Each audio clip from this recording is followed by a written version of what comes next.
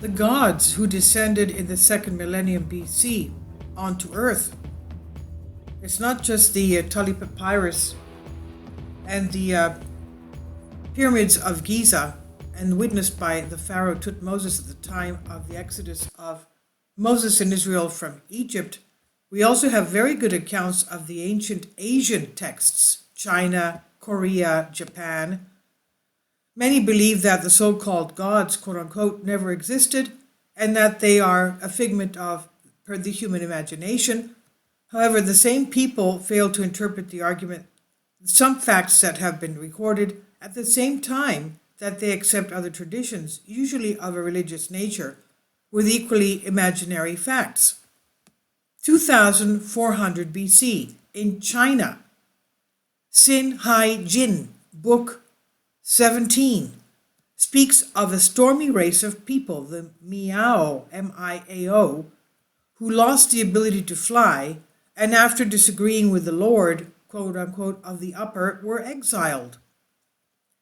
2346 BC, the classic Chinese text Hui Nan Chu, chapter 8, describes the appearance of 10 suns in the sky.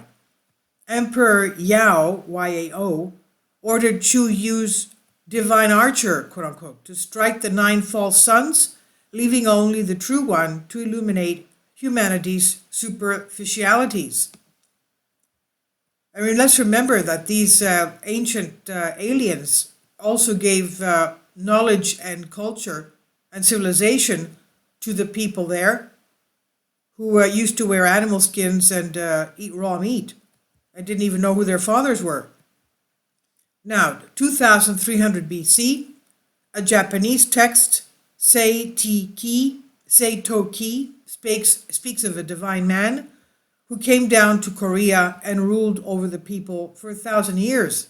So obviously these people, these extraterrestrials, these ancient aliens also had longevity. 2000 BC, on the island of Kyushu in Japan, a chipped sun tomb shows an ancient king raising his hands to collect 7 solar panels. 2000 BC, Dionysius of Halicarnassos, in his work Roman Antiquities, books 2 to 11, says that King Minos of Crete took his laws from the hands of Zeus on the mountain of Ida. Now let's remember, Zeus was the lead god of the Olympian pantheon of gods of ancient Greece, and he even had the lightning rod of Zeus that was supposedly given to Alexander the Great, and he used this against his enemies in his conquests. Alexander the Great died of a mysterious disease, and that, you know, as I'm reading of Alexander the Great and the lightning rod of Zeus and Alexander's encounters with UFOs, there's even text, ancient Greek text telling us of how UFOs helped Alexander the Great capture the island of Tyre off the Lebanese coast, that the UFOs would, with their rays, demolish the walls of the city, and that's how Alexander and his army captured the city.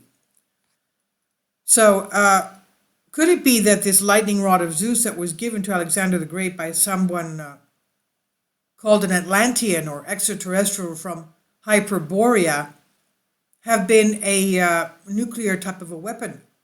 Could it be that Alexander the Great, if he was not properly protected, had radiation poisoning, and that's how he lost his life?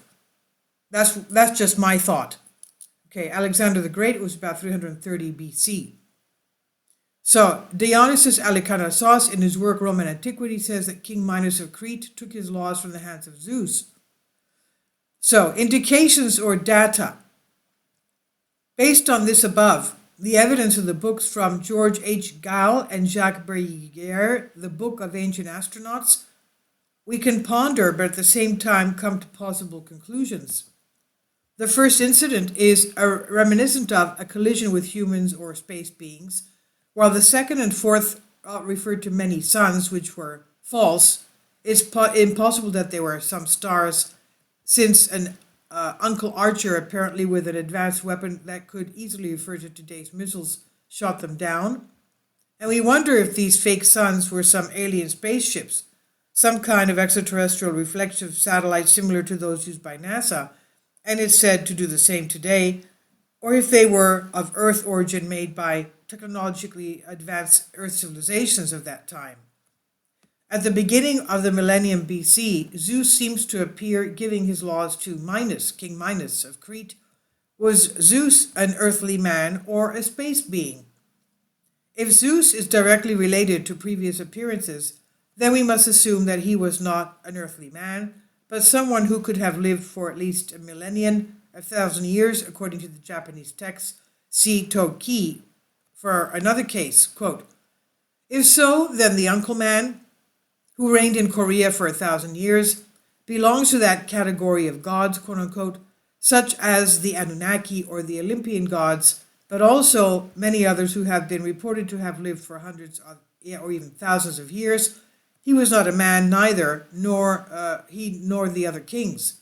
Let's remember the Native Americans called the star people Anunnaki. They're friends. Now, one last hypothesis that for many could be considered as evidence or even proof, combined with a variety of other references and ancient traditions, is that of Zeus appeared just above the millennium, and if the Uncle Archer was Apollo, then probably all the appearances within the above time frame marked a gradual appearance and preparation of the Olympians that would culminate in a specific period. A fact that, as might be hypothetically established, occurs over many millennia. This I've translated for you from a Greek article. Please leave your comments and thank you for your support.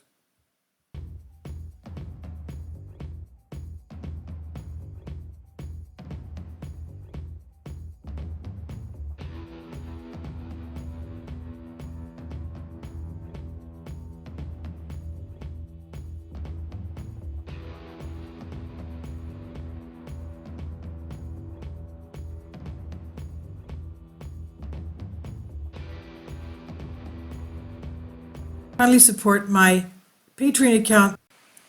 The daily posts are 5 videos daily, and they are totally different from what I have on my YouTube channel.